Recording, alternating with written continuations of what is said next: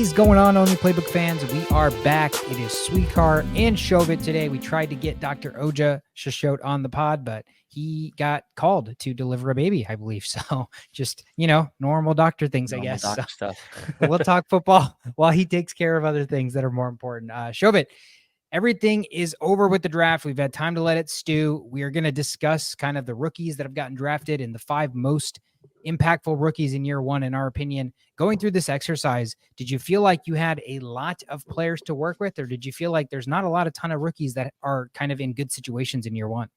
No, I think there's actually a lot of good players to work with. I think that when you look at it from a quarterback standpoint, there's a lot of quarterbacks, the top 3 guys that got drafted. And then if JJ McCarthy ends up playing, he gets to be a valuable guy that you can consider in your fantasy. Receiver wise, there's so many good options out there.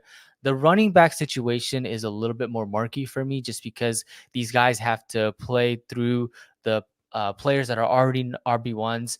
And so they're going to have to, it's going to have to be injuries. There's not a clear-cut starter outside of one guy that we will talk about. But I think that there's a lot of rookies that you definitely need to have on the radar for this season, just because of how well just the prospects itself this year was amazing for rookies. Yeah, no, absolutely spot on. I think the talent, at least on the top echelon level, I mean, the guys that went in the first round and stuff, immense, right? Immense. Guys are going to be immediate impact players, not just for their team, but in fantasy. And so that makes it so much more relevant for us to talk about, obviously, as we slowly but surely head into the 2024 football season, which means fantasy football. So without further ado, let's kick it off. Again, we each have a list of 5 players that we think are going to be the most impactful rookies in year one. I do have a little bit of some guys that are on my honorable mention list. I think it's just important to highlight because their situation's a little bit dicier. They're not on the top 5, but with 17 seasons, things can change. So variables can change, situations can change. So Shovit, why don't you kick us off with who you have in your top 5? All right, sounds good. I'll just go right through it. Number 1, I think this is going to be unanimous number 1 in everyone's list.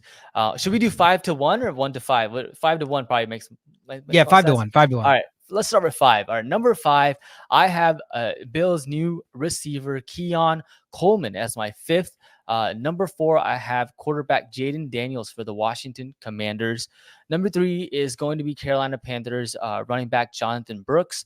Number 2 is the first player of the draft, Caleb Williams for the Chicago Bears quarterback.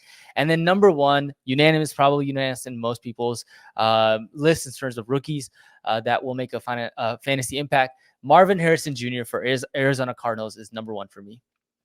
Yeah, I think that's a pretty obvious number 1, specifically given the situation he's going into. For me, 5 through 1, I have Jayden Daniels, quarterback for Washington, 5.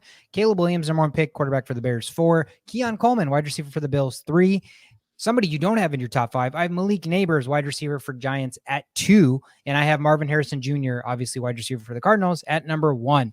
So, like you mentioned, Marvin Harrison Jr., consensus probably going to be 1 or 2, depending on how you look at the receivers or how you look at the quarterbacks. But his situation is the most clear, right? He's going to step into a offense where he's the number 1 receiver. He's going to be the number 1 target, and he's playing with an established quarterback. So you have a quarterback who's already proven to get the job done at the NFL level. He's proven to be successful at, getting the number 1 option on his football team, the football, and having them be fantasy relevant, a la DeAndre Hopkins in the past. So I think that with him coming into this situation now with no Hopkins, no Rondell Moore, no Marquise Hollywood Brown, he is, again, the bona fide number 1 next to like Michael Wilson. So I think the sky's the limit. 1,200 yards, 8 touchdowns seems like kind of a baseline floor, in my opinion, for Marvin Harrison Jr. Yeah. I think he's a, 3rd round wide receiver, maybe could even slide into the 2nd round in normal redraft league. So I think it's a pretty clear cut choice for him to be number 1, just based on situation and his skill set. Agreed. Great route runner, calculative in that regards. And you mentioned competition, right? So Michael Wilson, Chris Moore, Zach Pascal, those are the guys that he's going to compete against. And that should be easy for him to get that wide receiver 1 spot. And what is he taking, right? So Marquise Brown averaged 10.7 targets, 7.2 receptions per game, and had a 26% target share. And Marvin Harrison 26% target share may seem crazy for a rookie, but throughout the course of the season, I mean, if that team is really able to succeed with Kyler Murray, this new offense, Marvin Harrison will be a great fit and for fantasy wise, just to get that 26% target share. I don't think that's crazy for this year too. So that alone makes him a solid third round, second round pick, I think. Yeah, in the wide receiver position, what we've noticed doesn't seem like it's got as steep of a learning curve when you're especially the top echelon of prospects coming into the pros, right? So when you've already have the skill set, you can be plopped into an NFL offense today and be productive. So I agree with you. In lockstep, he would be the number one. Again, I have Malik Nabers number two, Shova. You don't even have him in your top five. My reason for Malik Nabers as number two is, again, talent alone. I think talent will win out. Talent paired with the fact that, again, we don't love Daniel Jones, but Daniel Jones is also somebody who's proven to be able to get the job done at the NFL level. He's proven to do that with arguably nobody, with Darius Slayton, with Isaiah Hodgins, with, a hobbled Darren Waller. Saquon Barkley was basically the focal point of the offense for the last several years, and now he's gone. So process of elimination, Daniel Jones is back. They didn't draft that future receiver, so he is, or that future quarterback. So Danny Dimes is the guy, and he's going to need to throw the football somewhere. Darren Waller's not there anymore. Those receivers are nobodies that I've named. Saquon Barkley is gone. So I think just out of the fact that he is the only guy, and not only is he the only guy, he is the most electric guy. His talent, I think, is just going to win on the football field, and I think they're going to find ways to get him the football. So I'm holding out hope for that. Again, I understand maybe the likelihood of not having him in there with the situation, but I guess what led more to you not having him in your top five? Yeah, I mean, he's a great talent, and if I had an honorable mention, he would definitely be in my honorable mention. But we're talking about guys like Marvin Harrison, Keon Coleman, and now Malik Nabers.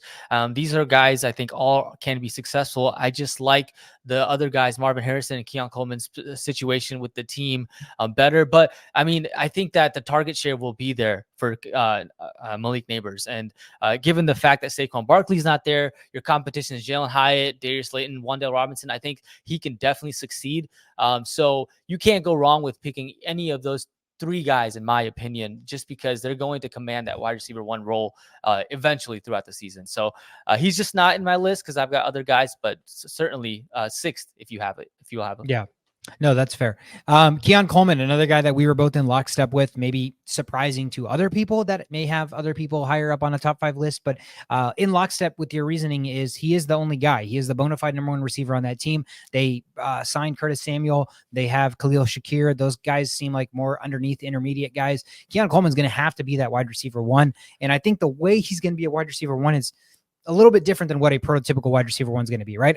He's going to have to be a wide receiver one that's reliable, but he's not reliable in the sense that he's getting open and separating. He's reliable in the sense like a Mike Evans is. Mm-hmm. Like you can throw the football to Mike Evans, and Mike Evans isn't getting a ton of separation, but you still trust that when you're throwing him the football, he's going to come down with it, right? Not the same case when you don't have a guy who is a 80-20 on a 50-50 ball. So that's where I think he's going to excel, is at the high point in the red zone, specifically catching touchdown passes, because he's a big body. He can jump up and win. And so I think because of that alone, Josh Allen, we know the type of quarterback he is, man. He wants to air it out. He wants to throw those bombs. So I think Keon Coleman will get those opportunities. It may not be the most efficient. He may be a boom bust candidate this year, but it is year one. And I just think nature of the business, no Gabe Davis, no Stephon Diggs. He's got to be the guy. There are no other choices. Yeah, I mean, he's in a great situation. Josh Allen throwing you the ball, deep pass, you can get those 50-50 balls. And he's a great player as well. Finished last season with in college, 50 receptions, 658 yards, 11 touchdowns. I think that will translate over to the NFL. And this guy is going to be a guy that Buffalo's really going to like. And he's a cool guy. Like, have you seen his, like, it's funny. He's funny, right? So I think there's lots of Buffalo likes him, and I think they'll utilize his talents because he just seems like a franchise receiver type of guy. My favorite quote so far is the one where they had him in a room and they were like, what do you do for, like, what are your hobbies outside of football? And he's like, I like to golf. And they're like, you golf? And he's like, I'm no Tiger Woods. I'm Tiger Wish he could, but I'm no Tiger Woods. So dude, I mean, that sounded like something he came up with on the cuff. And I'm like, bro, your brain works a little bit differently. We can come up with those things. So 100%. Yeah, super, super funny. Just seems like a guy that fans will love, the media will love, but all of that means absolutely nothing if he's not producing on the football field. So let's hope all of that translates on the field. But I guess the Red Sea is parting for him in terms of situation and opportunity that he's going to get in Buffalo. Quarterbacks are the other two that we have real quick. I think those go without saying. Talk to me about Caleb Williams.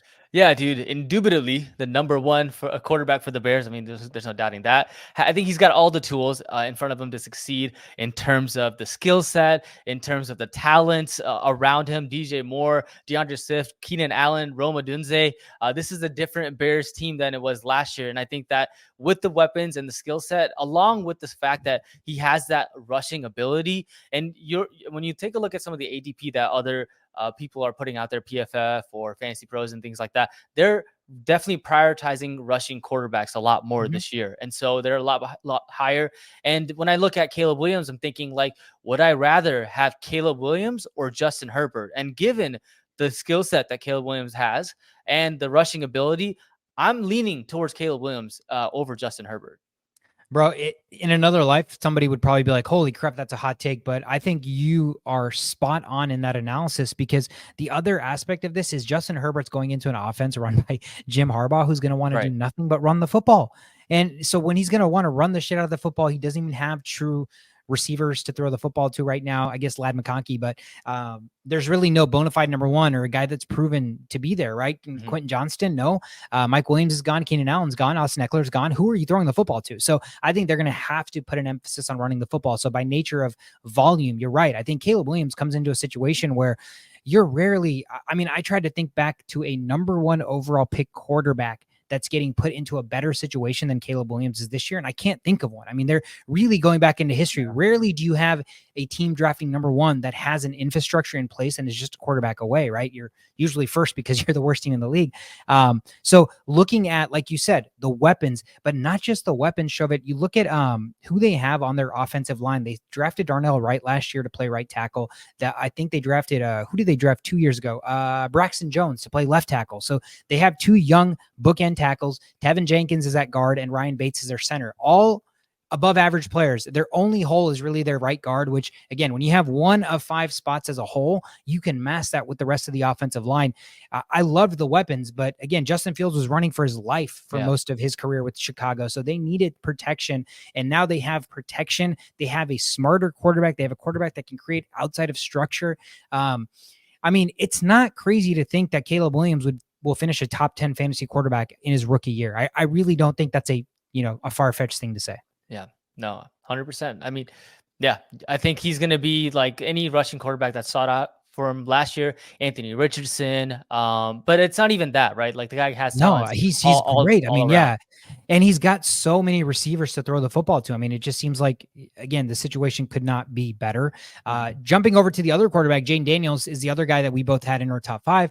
Obviously for the Commanders, situation similar, not as great in my opinion, but not bad either, right? You have good receivers. You have TMC, you have Dodson. I believe they still have Jamison Crowder. They drafted Luke McCaffrey.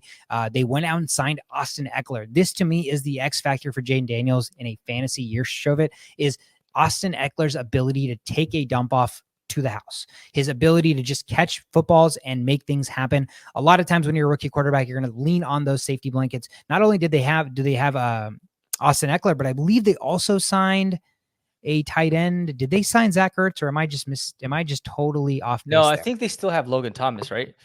Logan Thomas. Do they? Why did I think Zach Ertz signed with the Commanders? Because he did. Zach Ertz did sign with the Commanders. Okay. So yes, you have Zach Ertz now. You probably still have Logan Thomas. I honestly don't know if Logan Thomas is still on the roster, but again, you're getting a safety blanket, veteran guys like Austin Eckler and Zach Ertz to be safety blankets when the Dotsons and the Terry McLaurins and the McCaffreys aren't open.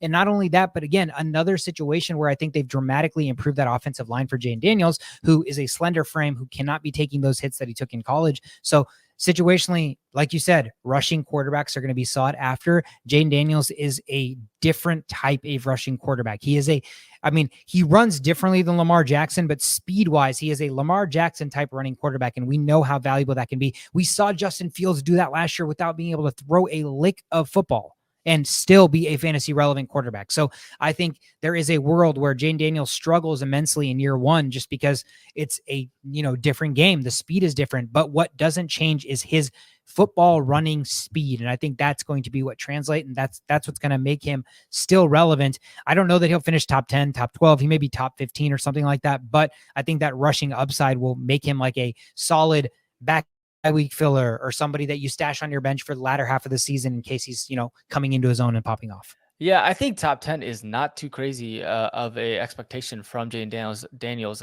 I mean, you've got Cliff Kingsbury, who was former coach when what's his name? I forgot. Like Cardinals quarterback. Kyler Murray. Kyler Murray. Yeah, for Kyler Murray, right? But he's like a taller and faster, younger Kyler Murray. So Kyler Murray was able to be successful in that offense. So I think that Jayden Daniels certainly can be. And he's got the talent around him as well. Terry McLaurin, Jahan Dotson, Luke McCaffrey, and you mentioned Austin Eckler, and now Zach Ertz is there as well, right? So I think that he's got all the tools as well. He's in a pretty decent situation compared to Caleb Williams. I think in terms of the offense, like I think both of those offenses can work well. So Jayden Daniels top 10, I think that's what you want to expect from him, and you can. Yeah, again, what I've learned is you can't doubt these quarterbacks that have this next level caliber rushing ability. Yeah. Again, it's really hard, man. The guy could look absolutely awful passing the football, and he's 80-yard rushing touchdown away from like 15 fantasy points. So no, definitely did something to keep an eye out on. The guy that you had in your top 5, Shobit, that I don't have in my top 5, but he is in my honorable mentions. I'll let you talk about him. Jonathan Brooks, running back for the Carolina Panthers. Yeah, Jonathan Brooks, Texas running back, been overshadowed by Bijan Robinson, Roschon Johnson, pretty much his whole career. But however, he's got elite running qualities, right? So top 5 in missed tackles forced last year, and Panthers moved up to sign him, and they are committed to the run game, right? So the crew that they have around him, they signed Robert Hunt to $63 million deal, guard. Also signed Damian Lewis as well. So they are committed to that run game, committed to protecting Bryce Young as a quarterback. So I think he goes into a situation where he could definitely be number 1 running back. Now, his ACL tear last year is certainly an issue, but I think that we'll have to monitor that. Come August, is that going to be an issue? And if it's not, if he's out there playing, then he's a guy that can be a 3-down workhorse, because there's already talks about him running the ball and passing the ball and catching the ball. Just all around the field type of guy. So I like this guy for the Panthers and for fantasy this year. I think Jonathan Brooks has some serious upside. Probably my favorite running back from this class as far as upside goes. Jaylen Wright is close, but Jonathan Brooks is definitely up there. Yeah, I love Jonathan Brooks as well. My only reservation with him top 5 is, like you said, ACL in November. So he's coming back from a torn ACL from November. We know that the recovery time seemingly continues to be sped up and expedited. People are just getting better and quicker and recovering. So maybe that's not the definitive excuse for me to not have him in my top 5. I think for me, even though on paper he probably should be the clear-cut number 1 starter, that is a crowded backfield, Shobit. I mean, and it's not crowded with nobodies. It's crowded with people that, are going to be around despite our thoughts on them. Chuba Hubbard right now is number 1 on that depth chart, and he is going to be around. Chuba Hubbard's, he's not going anywhere. He has been there for the last several years. So I don't think he's just magically not going to get touches.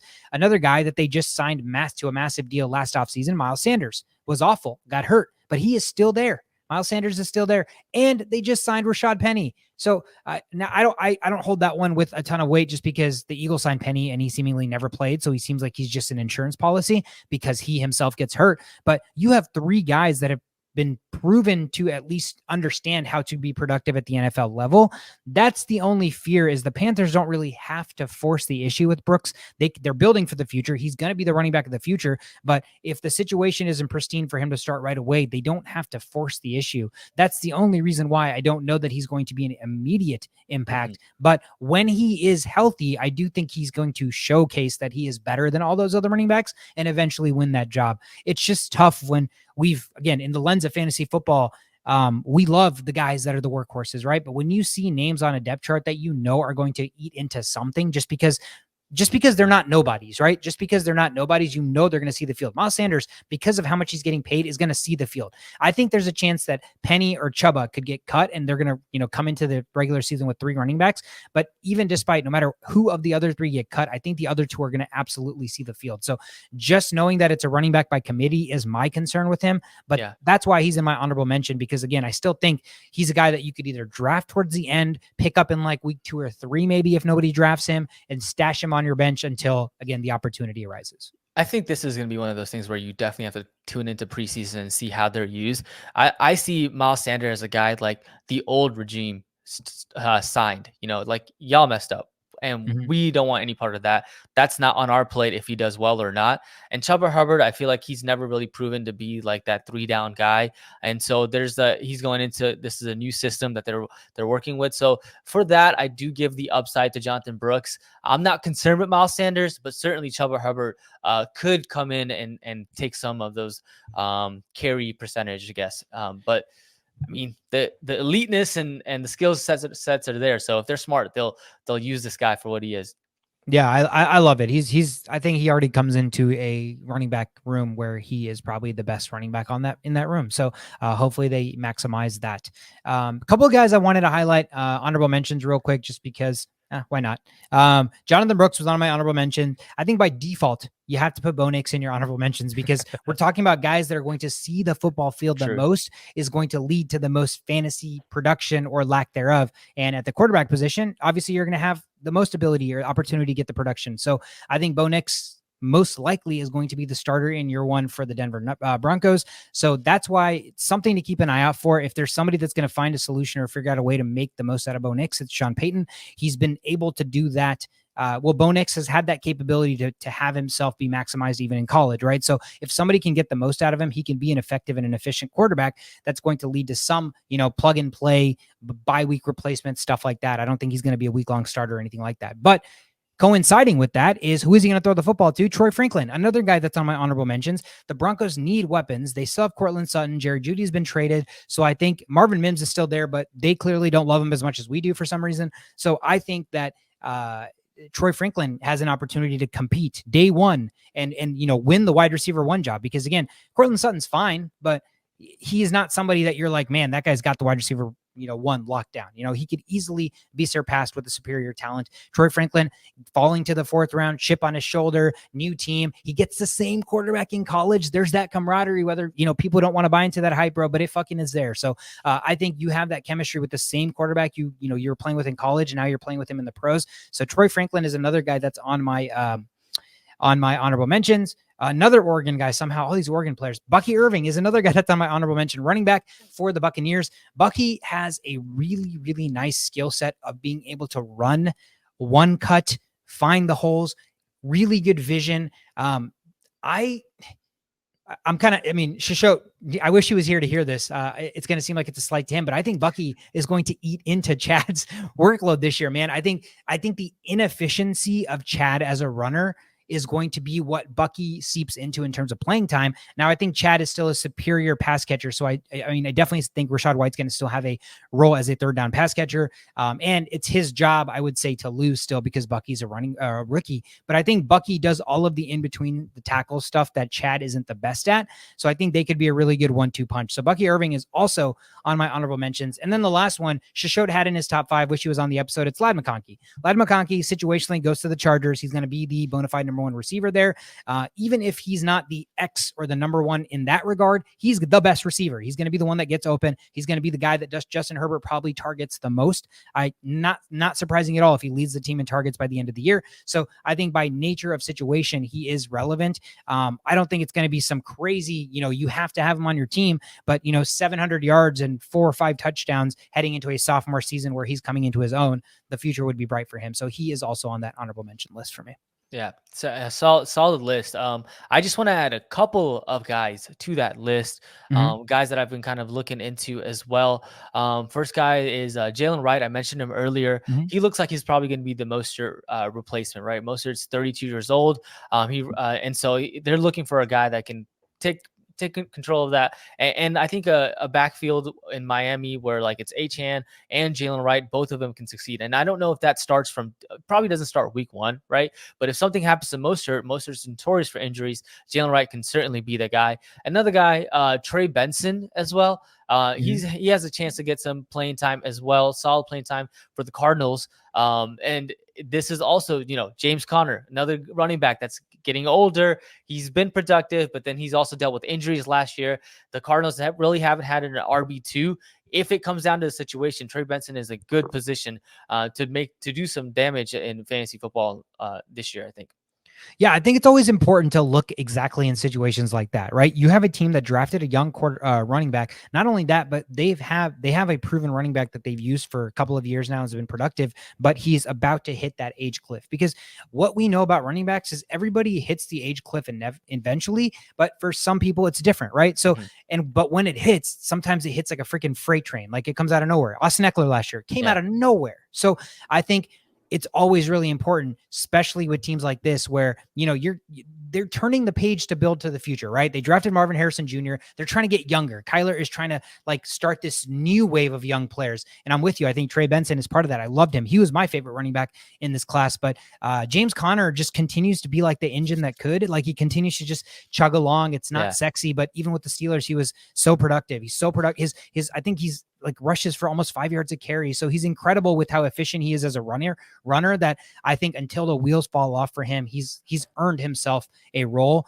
But Trey Benson is exciting. Year 2, Trey Benson. I mean, if we were talking about, you know, dynasty rankings, Trey Benson and Jaylen Wright, those guys that are kind of waiting on the wings a little bit, those guys are home run hits in dynasty rankings. But I love Trey Benson as well. Another guy that, you know, goes into an awesome situation with Kyler and Marvin Harrison Jr. So, that is what we had. I mean, so many good rookies. There's a lot of guys that we didn't even talk about, man. I wanted to talk about Xavier Legette. I wanted to talk about Malachi Corley. I wanted to talk about Ricky Pearsall for the 49ers if they, you know, in fact, end up trading one of those 2 receivers.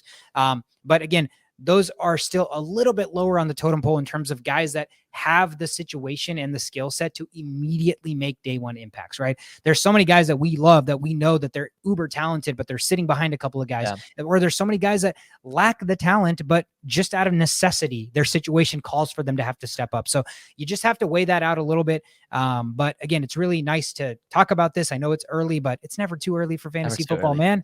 This is where you win, man. This is what makes the winners right now. The people that are doing the work right now in May. So that's it, man. Those are the 5 most impactful rookies in year 1, in our opinion. Thank you guys so much for watching. If you're watching on YouTube, hit the like, hit the subscribe. Thank you so much. If you're listening, you can find us anywhere you get your podcast platform. Follow us on socials, Instagram, Twitter, TikTok, at The Only Playbook. I am Sweetheart. That is Shovit. Thank you guys so much for tuning into another episode. Have a fantastic day.